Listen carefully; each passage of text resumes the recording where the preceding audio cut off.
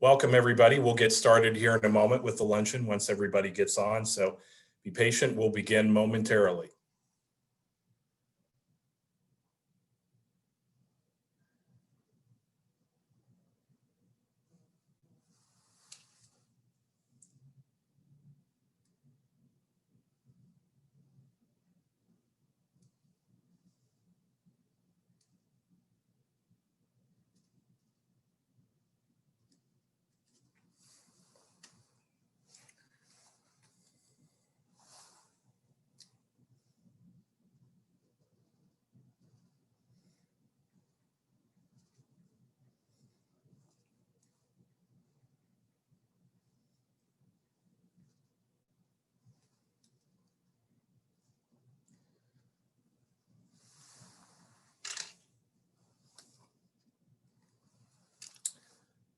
Okay, we want to value everybody's time. We appreciate you taking time to be a part of today's program, and good afternoon. Welcome to the November monthly luncheon of the Covington Business Council. I'm your host, Pat Frew, the Executive Director of the CBC. And first of all, we want to thank our sponsors today. Our title sponsor for 2020 has been St. Elizabeth Healthcare. Now open, the St. Elizabeth Cancer Center will lead the way in cancer care and bring an even greater increase to prevention efforts. Also bringing genetic screening, personalized treatment with integrative options, and survivor support. To learn more, go to stelizabeth.com/cancer. And a preview also to next month's luncheon. I usually tell you this at the end, and normally we don't have a luncheon in December, but 2020 has been a different year. And so we will be on Thursday, December 17th. Our next virtual luncheon will have Cancer Center Director, Dr. Douglas Flora. He'll be here to talk about the impact that business leaders have had in helping to financially support the center. Our luncheon sponsor today, though, is Dinsmore & Shohl. Dinsmore is the largest law firm originally based in Cincinnati, now with over 650 attorneys in 26 cities throughout the US, including, of course, Covington, Lexington, Frankfort, and Louisville. The Covington office, headed by Roger Peterman, who you'll hear from in a few minutes, focuses on government finance, serving the needs of state government and many local governments throughout the Commonwealth.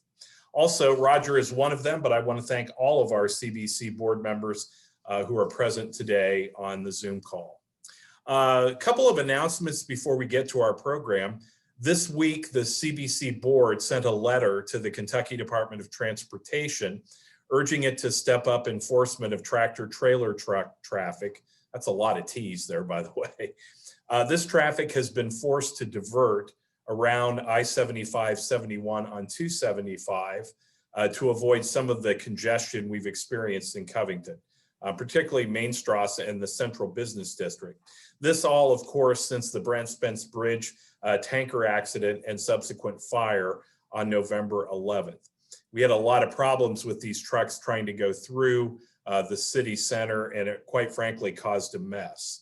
And this letter that we sent out, this is how the council is standing up for businesses and residents who have suffered during this time.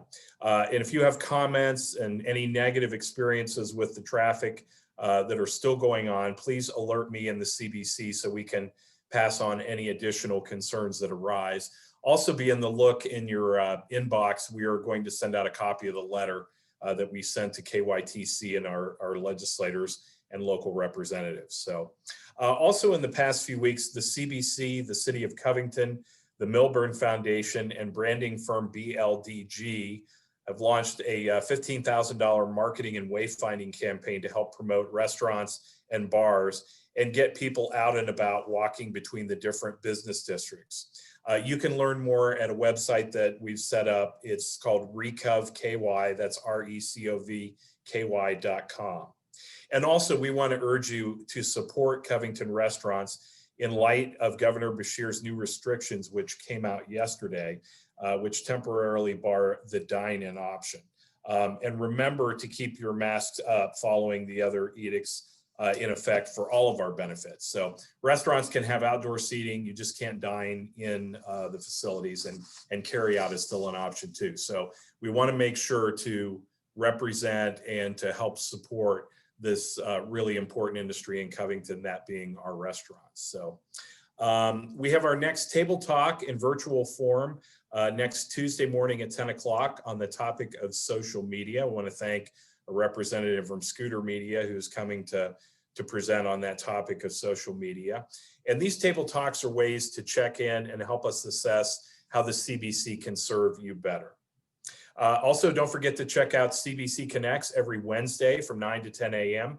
in virtual form. And we're averaging close to 20 people every week networking to promote their businesses or nonprofits. It's a great group of givers that seeks to be a resource to one another.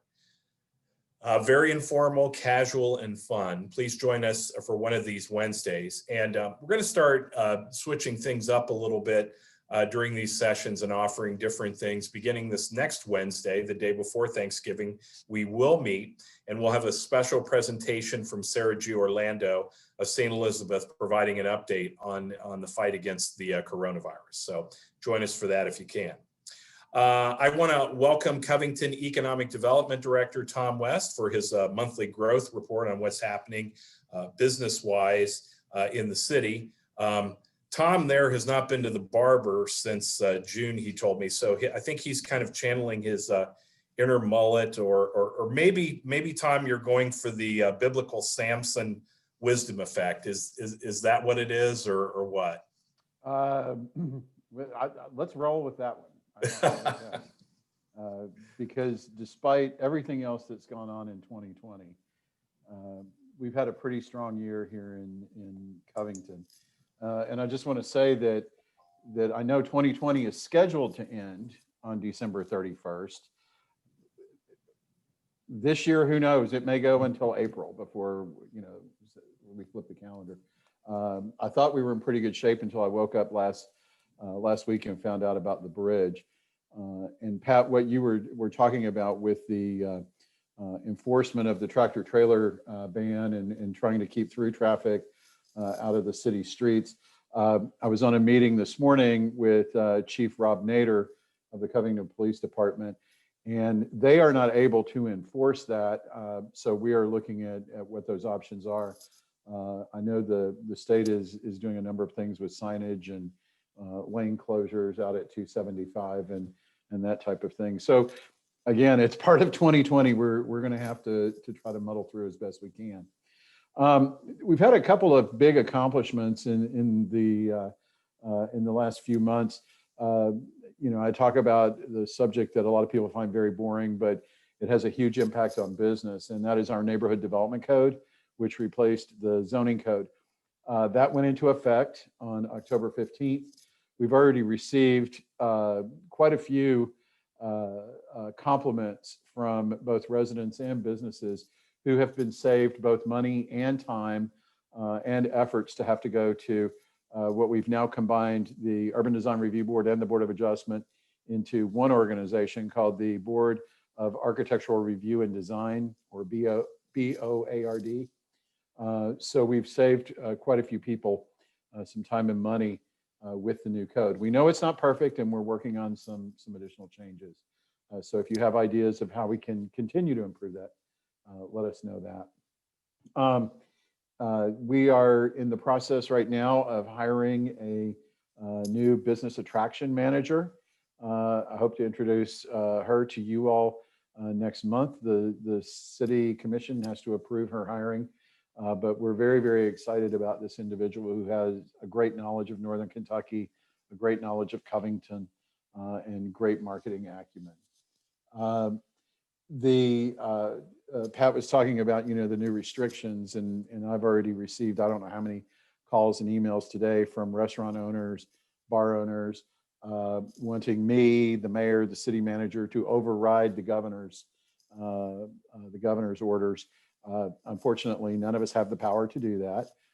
So, if you want to call and yell, that's fine. We'll listen, but there's not a lot we can do about it other than to say, please try to comply and please try to figure out ways that you can keep your business alive.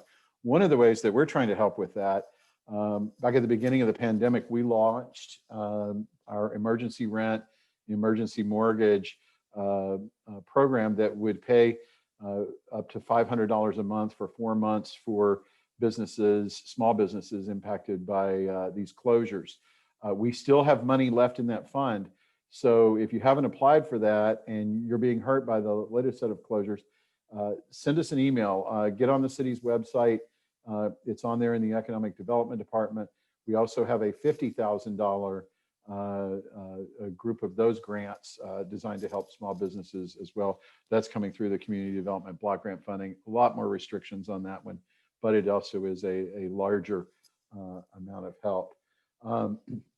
Pat showed the collaborative between the Milburn Foundation, the Covington Business Council, and the city. I'm happy to report, and I haven't even had a chance to tell Pat this yet. Commissioner Williams, if you all saw Tuesday night, was asking the city to get more signs out about this, both out in the public areas, as well as additional signs that we can provide to businesses in the window. So we're in the process right now, Pat, of printing more of the signs that businesses can put inside. And we're looking at having Public Works print additional signs that would be posted like at gateways into the community about what the rules are and encouraging people to mask up, stay safe, and let's keep businesses going. The last thing on here, I want to end on a happy note, and that is to let you know that despite the pandemic and everything else that has gone on that is 2020, the city of Covington has added more than 1,500 new jobs in the city this year. I think that number is going to go up significantly before the end of this year. I'm very, very encouraged by a few irons that we have in the fire. And I will also say that along with those 1,500 new jobs, and these are good jobs too, these are not minimum wage jobs, or good paying jobs, I should say, that in addition to the jobs, we've also attracted an additional more than $60 million of private investment. That does not include what the city is spending on IRS or other infrastructure projects, things like that. That's just the private sector. And I also think that number is going to increase pretty significantly as well, with maybe some coming announcements. So hopefully I've teased you guys enough that you're going to tune in again in December and come back for Pat's lunch in December. And hopefully I'll be able to tell you a little bit more at that point. Thanks.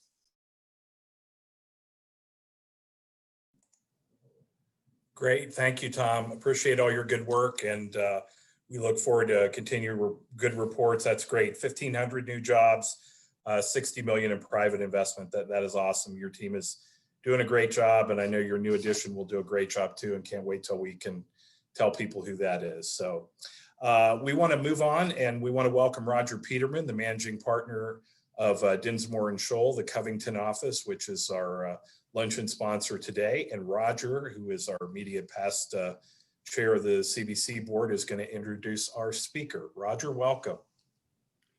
Thank you, Pat, and welcome to everybody that's joined by video.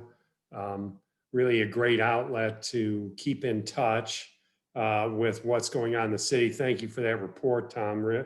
Very exciting. And so my job is to introduce Guy Van Rooyen, our speaker today. Pat mentioned that Guy had been on the CBC board, so I got to be around him on a personal basis. And I'll read the introductory remarks, but I have to say that two things I know personally about Guy is that he loves Covington and that he has brings great personal values to anything he's connected with. So with those personal notes, let me give you the more formal introduction. For more than 2 decades, Guy Van Rooyen has used his skills in finance and turnaround management to help reshape Covington's central business district. First, with his leadership of Fabulous Furs as Chief Executive Officer, and currently in his role as President and CEO of the Salyers Group, a diversified investment company holding assets in real estate, retail, entertainment, fashion, and hospitality. Its noted business portfolio includes Donna Salyers' Fabulous Furs, the Madison Event Center, Fabulous Bridal, and of course, Hotel Covington. Guy is also a former CBC board member. He's here today to update us on the over 22.5 million renovation and reimagining of the former YMCA building and Gateway Bookstore, which is at the corner of Madison and Pike. So, Guy. Good afternoon, everyone. Roger, thank you for those paid-for words. I appreciate your kind words in that regard, and it was enjoyable sharing this time on the CBC board with you and with Pat as well. And yeah, you're 100% right. I'm all in on Covington. I think this community is special. My family has been investing and operating down here for well over 30 years.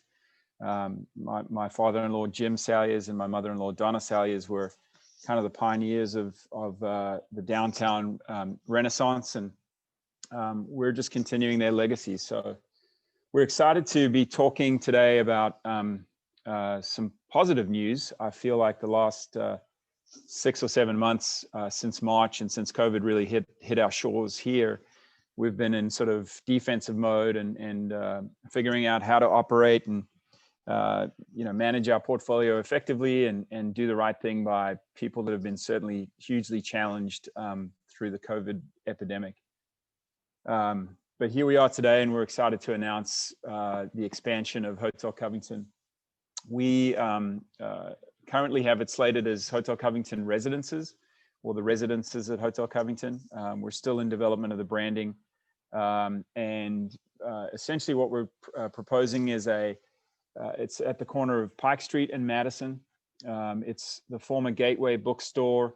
Before that, it's had many iterations, and I'll have some historic photos in a second to show you all.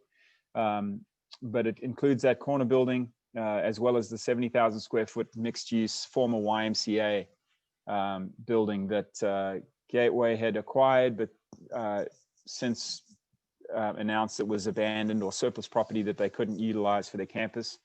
So we were able to acquire it, and our development includes expanding the Hotel Covington.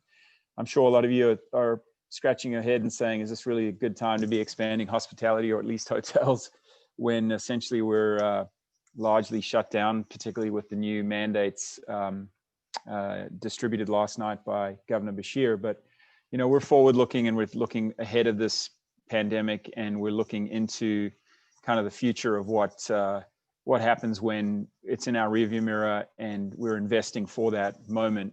Once vaccines are widely distributed, once the activities we take on as citizens and as a community to stem the tide of this situation. And so we're excited to talk a lot about this. We've spent the last 7 months really refining our plans. We are at the stage now of 2 to 3 weeks from formally signing an official general contractor. We're in the pre-construction efforts at this point, but we hope to be formally swinging hammers late January next year. So Christine, if you wouldn't mind advancing to the next slide. So what we're looking to develop is, as I said before, taking the former Gateway Bookstore building on the corner, 6,600 square foot office space that'll be designated for lease activity for office or professional services firms that are interested in sort of one of the premier corners in Covington. It's the first sort of visible structure that exists when you're coming south on Madison Avenue. We're proposing a 22.5 million mixed use development. We're really focused on supporting the city's initiatives of job creation and job opportunities for the local economy, and as well delivering a tourist attraction which is highlighting our greatest assets, or one of our greatest assets in the state, and that being bourbon. In addition to our initial plans, one of the things we've iterated and developed into the plan since our announcement, we'll be creating and constructing a 550-seat ballroom in the lower level of the building, which interestingly is the former site of the YMCA pool. So we'll be delivering a very large ballroom, something that sits, above what we have in capacity from the current Madison, but below the capacity of what the convention center would have. So we'd be able to target larger galas, larger weddings, corporate events, etc. And are super excited about bringing that online as part of this development. The 55 suites that we'll be developing in the hotel will have full kitchen amenities. They're designed with the same creativity and attention to detail as the original hotel, but we will be again elevating our programming and be including a floor tailored to VIPs. Christine, if you'd advance. Just to give you all some perspective on this call, this slide is something that I think we should all be proud of in Covington and Kenton County and Northern Kentucky. Is, when we announced the hotel, there was not a ton of stuff occurring down within the Madison corridor. And this is just to highlight a few of the projects that have kicked off since, basically 2012. So we have the hotel, we have the Mutual Building was developed. 601 Madison is soon to be the home of First Financial Bank's Northern Kentucky headquarters. The Pike Street development is where City Hall was relocated to. Obviously, Duveneck Square has been a smashing success with the apartments generated there, and of course, who could forget Braxton and their tremendous success and the footprint they've developed in the community and in this corridor, and they continue to expand, and it's wonderful to see. So, a lot of folks have gone about making this successful, including heavy support and partnership from the city of Covington, and organizations like the CBC in terms of advocacy and support for all the entrepreneurs and individuals putting their hard-earned dollar and sweat and tears into developments like these. Next, please, Christine. So let's get to the building itself. At the top left corner, you'll see an original rendering of the YMCA building. I chuckle at the $150,000 price tag. It'd be great if we could build something that substantive at that price tag, but I guess inflation's taken hold. As you advance to your right, this is an old postcard taken back in the mid 1900s, and it shows the Pipers building, the YMCA, and then you can see in the background the beginning of construction. Actually, the timestamp there is 1909, so you can see the construction of Hotel Covington in that steel framework in the background. And then in the bottom left corner, you'll see a rendering from Pike Street looking down towards Madison, and you'll see the building 614 Madison, which is the Gateway Bookstore, and you'll see the original turret that was unfortunately torn off, I think in the 60s by a tornado. And so, Christine, if you advance once more, you'll see what our design and development looks to do. We're actually contemplating and pursuing restoring that turret and restoring the building on the corner to its former glory of what it was before, multiple years of facade changes and the turret being torn off. So we want to bring that back to its glory and really create that signature property, bookending our development of that block. If you look on this photo, you'll see just at the top, we'll be building a whole new fourth floor that's set back on the building to accommodate our VIP suites and essentially a presidential floor that we hope to target, bridal parties, travelers who want that upper echelon experience. We believe music and concerts are going to come back storming once COVID's over. So there's been basically a year of missed concerts, and we've got 2 fantastic concert venues that are opening shortly. Before COVID hit, we had a number of musicians and bands booking out the entire hotel, the original hotel, for them to stay at, and we have developed and built building this to support that clientele. so that we can provide security and privacy, but also even further elevated and more spacious amenities for not just musicians, but actors, etc. Cincinnati is such a vibrant film scene. We were fortunate enough to host many of the great actors that we all know at the Hotel Covington, and we look to continue to expand upon that with this development. Next, please, Christine. So this is a view looking down into the current Hotel Covington courtyard.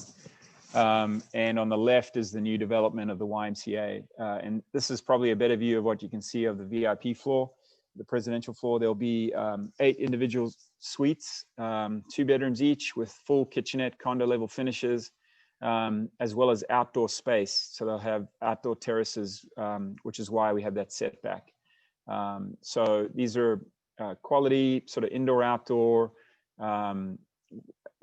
facilities for the VIP clientele to stay, and an enhancement to what we've already created at the hotel. Next. Diving into some details on the hotel, we will be leveraging the primary lobby, the existing lobby at Hotel Covington, to facilitate all new arrivals. But there will be another lobby, a smaller lobby at the new hotel in the YMCA building. And this top left corner just shows your entrance into that lobby. You take a left into the primary lobby, which is below, some renderings of what we look to develop. And then tucked around that is the elevator bank that takes you up to the rooms. Next. We're currently playing with some design features. What's really cool about the building, we conducted demo 8 months ago, and we were able to find the original gym. And within that gym space, we have, as you know from a basketball gym, very high ceilings, and we're actually creating loft style rooms within that space. So those rooms will look both out towards the city of Cincinnati, the skyline, and they'll also look inside into our internal light well that will feature some high-end artistic lighting. But we will have this really new product and interesting product paying homage to the original basketball gym that was in the YMCA building. In fact, we found the running track or remnants of the running track behind a lot of the work that was done. And so we want to pay respects to the original purpose of the building. Like everything we do with our construction and development is, take what the building gives us and develop to it. So we will have a large number of loft style rooms with elevated mezzanine loft bedrooms and then lower level living space. Next. And then these are the suites. So as you can tell by the finishes, we're really shooting to the top of the market. We want the highest of high-end finishes for the clientele who choose to stay here. This in particular is a suite, the corner suite with the turret in the background, as you can tell. Expansive views of Mother of God, Madison Corridor, and even City of Cincinnati skyline. So we really feel the orientation of this VIP floor just has tremendous appeal and sight lines of the wonderful assets of buildings in Covington. So we're tremendously excited about the room finishes, etc. Next. The bourbon. So we are continuing to have discussions with a number of bourbon distilleries and brands. I will tell you, COVID has set us back a little bit on those conversations, but it's not setting back the beginning of the timeline of construction. So right now we do not have a signed and definitive partner for this space, but we're actively pursuing that and hope to announce something soon.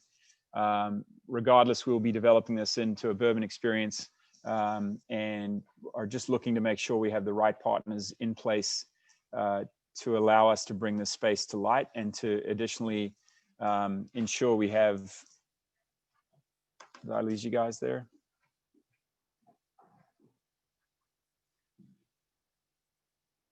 I can hear you.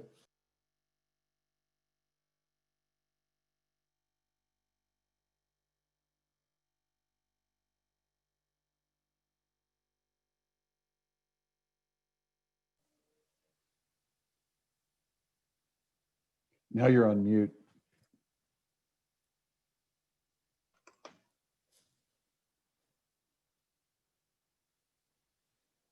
Can you guys hear me? Yeah. Okay.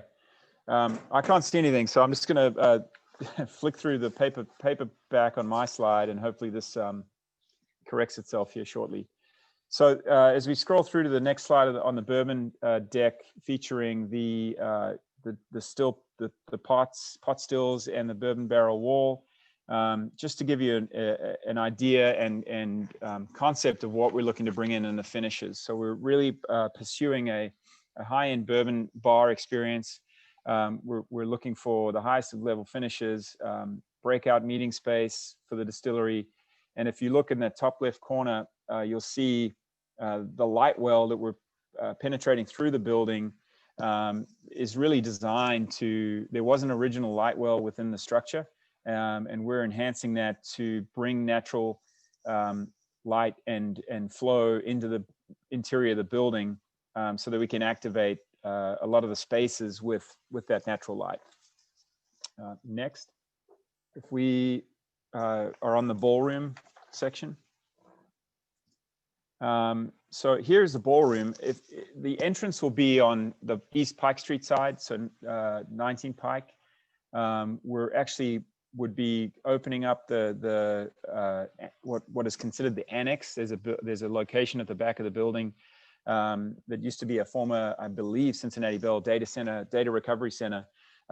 We're activating that space to create an entrance to the ballroom, and you flow in through the lobby space of it. And if you go to the next slide, Christine, you'll actually see how we've designed this ballroom to really enhance and be featured by the light well. So what you're looking up in the ceiling is actually the light well portion of the ballroom, looking back towards the entrance in the far left corner in the bar.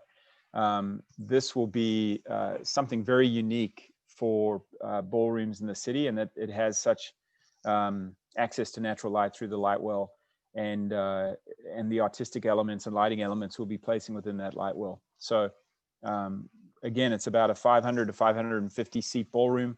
We will have a commercial grade kitchen in support of that facility down in the basement of the YMCA. And we view this as a real linchpin to the entire development, and a way to really activate and create job creation, as well as more feet on the streets and more attendees to galas and events. And Pat, you and I will have to talk offline about maybe we can host the CBC functions again now that we have a bigger ballroom that can accommodate all the membership drives you're pulling through. If you want to go next, I think we can take questions. That's all I have from a visual standpoint.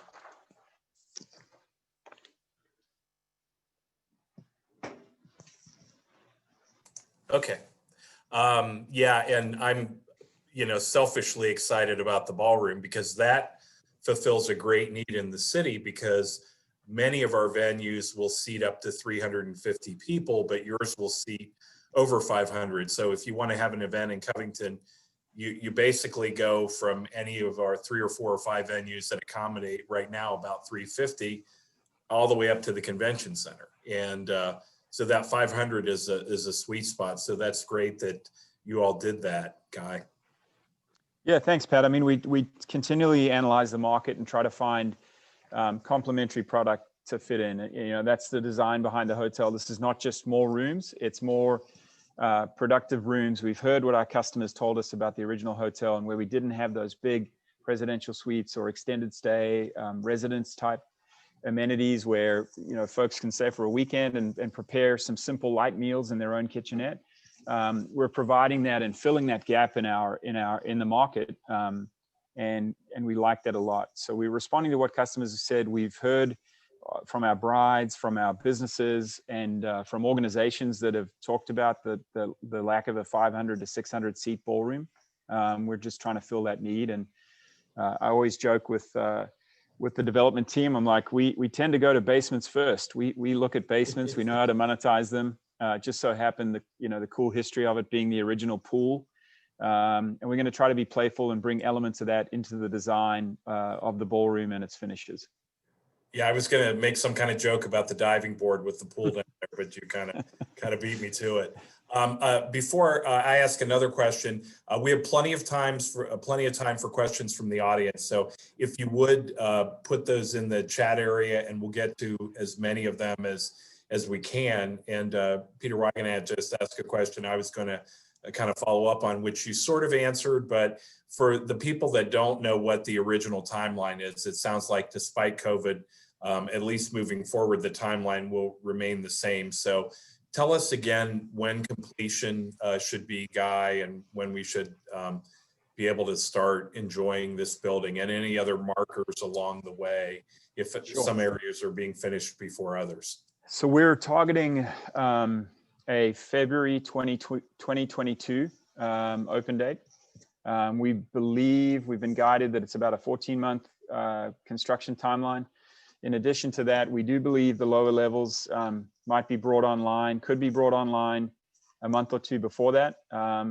But again, we're targeting mid Q1 of 22 and feel pretty good about that. We're fully funded. We're the development team and the GCs are working hard on the pre-con efforts. We think we've wrestled major issues to the ground, especially because we did that demo so early in the project, which I think is critical when you deal with historic buildings, to really understand what the building is going to give us. So we feel good that the contingencies are largely removed, and we want to start as soon as we feel comfortable with our plans and the budget, and we're swinging hammers soon.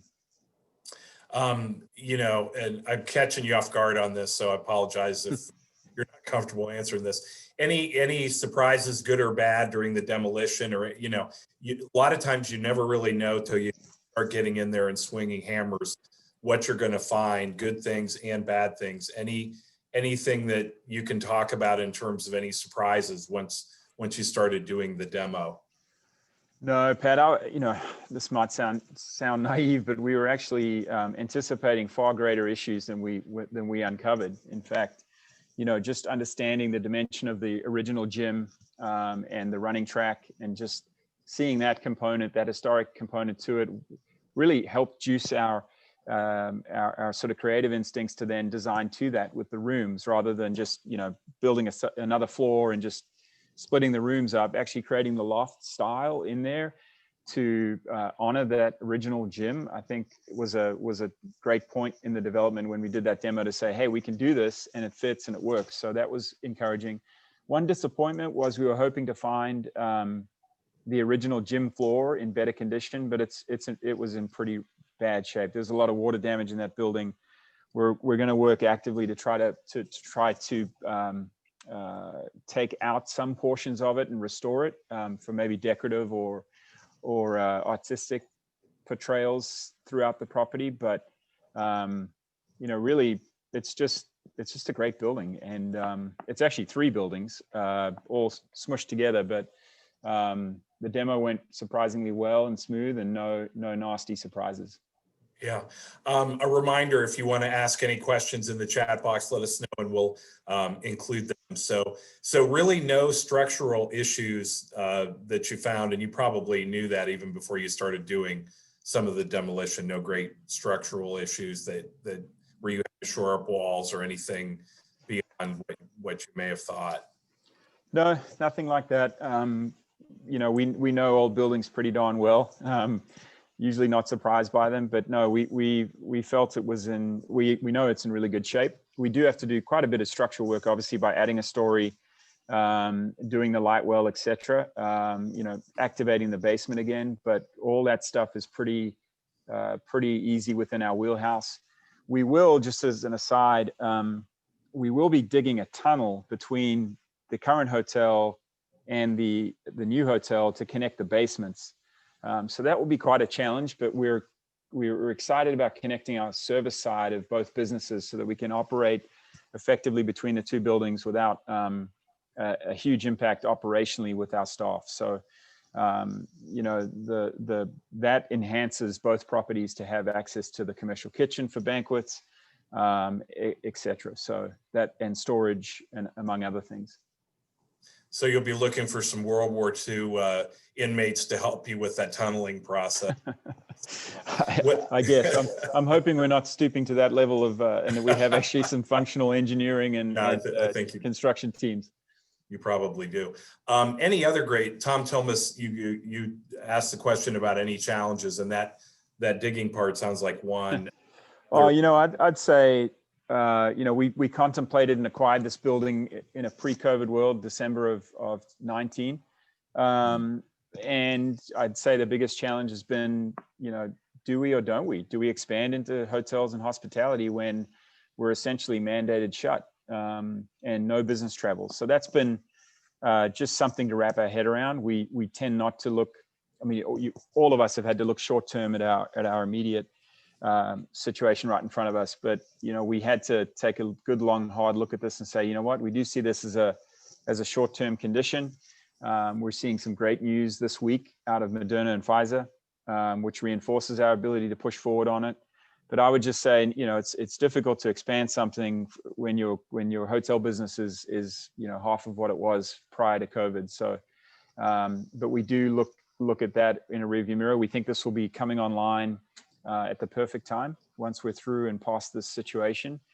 But the challenge of just navigating COVID while trying to formulate and create a really interesting and unique additional property has been difficult for all of us, not just what we're dealing with. Right. How has the pandemic, now it looks like we can see light at the end of the tunnel, how has that impacted your view of projects that you will be pursuing in the future? Has it changed the types of projects or the types of buildings that you're looking at? I wouldn't say necessarily it has, Pat. I don't think it's changed the buildings we're pursuing or the product at a high level or the asset class, but what it has changed is potentially design.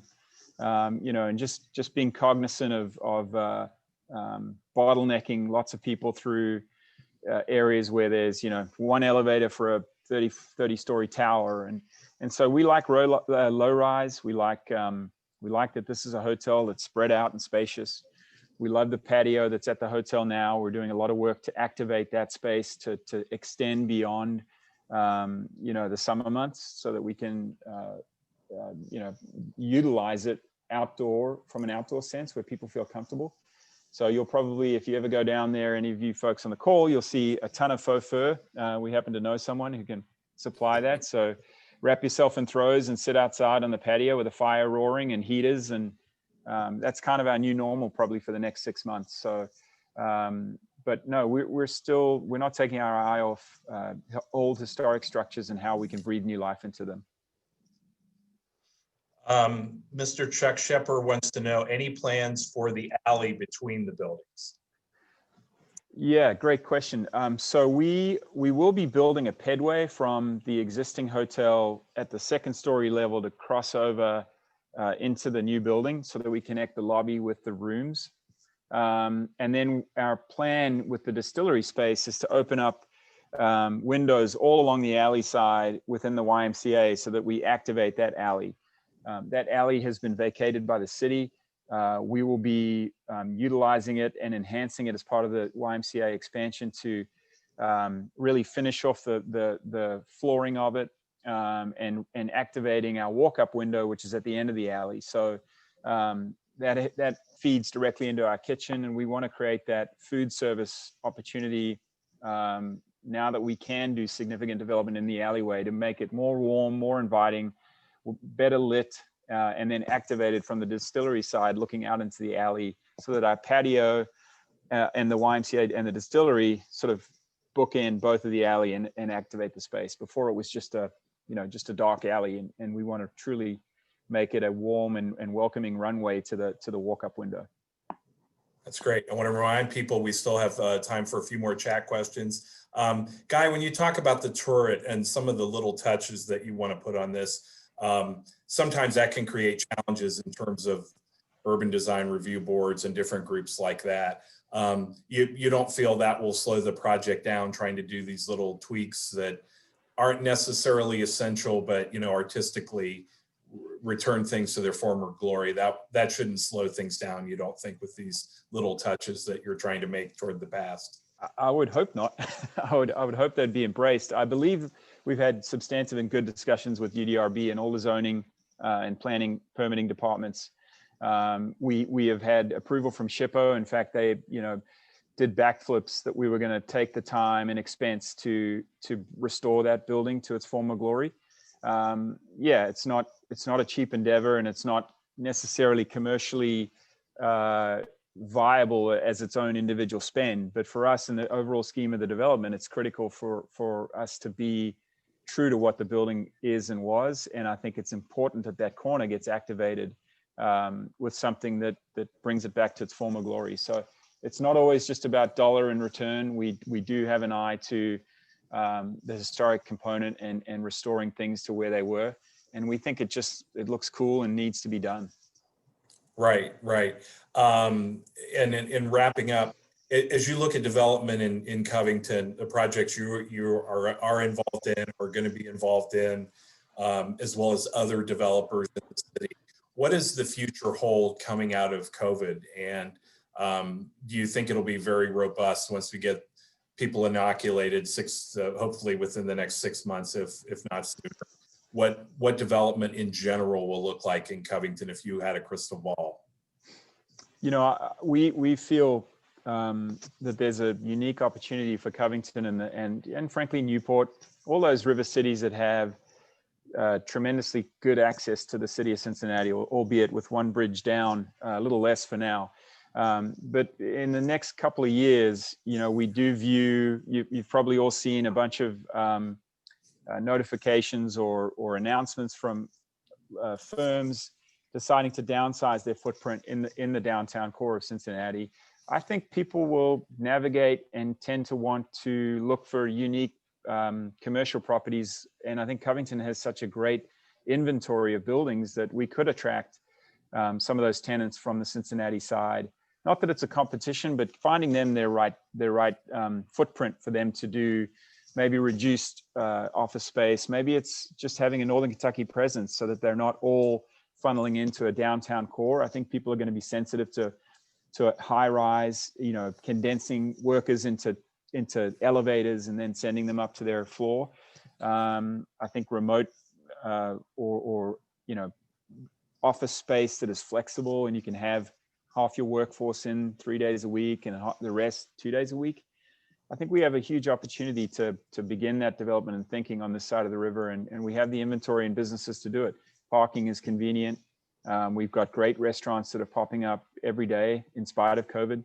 And it's walkable. Again, it's that low rise component. I think we've got a real opportunity to be and win a lot of movement of firms either into the inner core, urban core, or down, downsizing from large tracts of office space in the Cincinnati downtown core.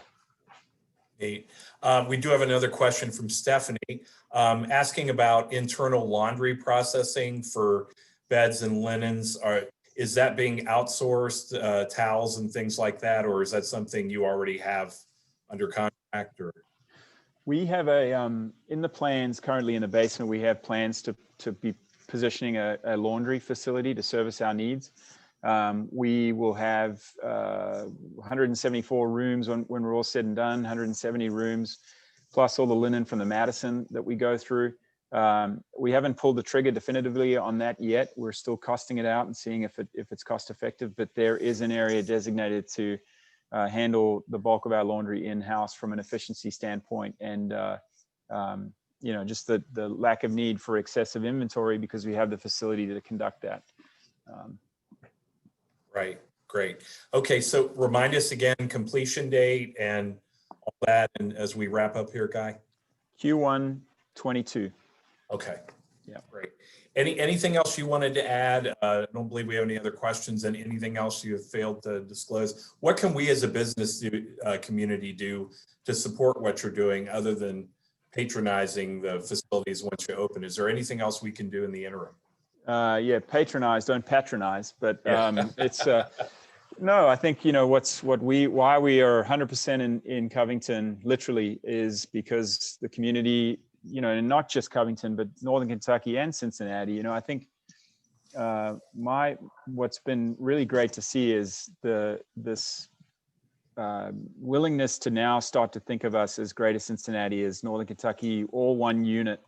And I think the river continues to shrink. And so we just have to be supportive of all our businesses, particularly over the next 3 to 4 months. You know, a lot of these smaller restaurants and bars and businesses who are being mandated shut, it's just hugely difficult. So, you know, all I can say is just keep doing what you're doing and support as much as you can local, because it's going to be a struggle until this vaccine is proliferated throughout.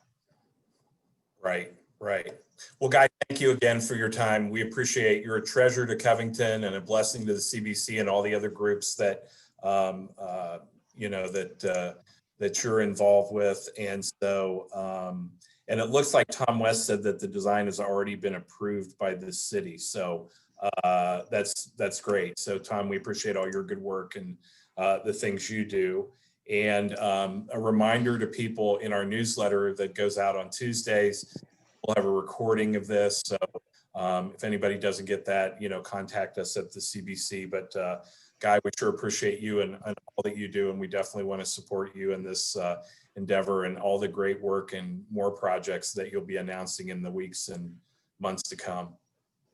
Thanks, Pat. I appreciate it. And thank you to the CBC for all your guys' initiatives and efforts during not just this pandemic, but, you know, your advocacy and support. You know, I understand that you know, earlier on in the summer when we were being restricted greatly, you know, advocacy on the behalf of you guys for us, restaurants alike, through the governor's office and the Northern Kentucky Chamber as well, and the city of Covington, all of that made a difference. And it's important to have groups like yours that can get our little voices heard and merely just be able to hear us as opposed to try to force an issue, but just understand the challenges we're going through. So we appreciate your continual efforts.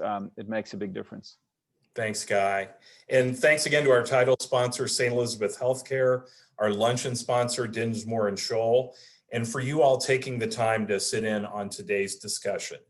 We hope you have a happy Thanksgiving, and we hope you'll join us for next month's luncheon on December 17th. And this meeting is adjourned. Have a great weekend. Thank you all.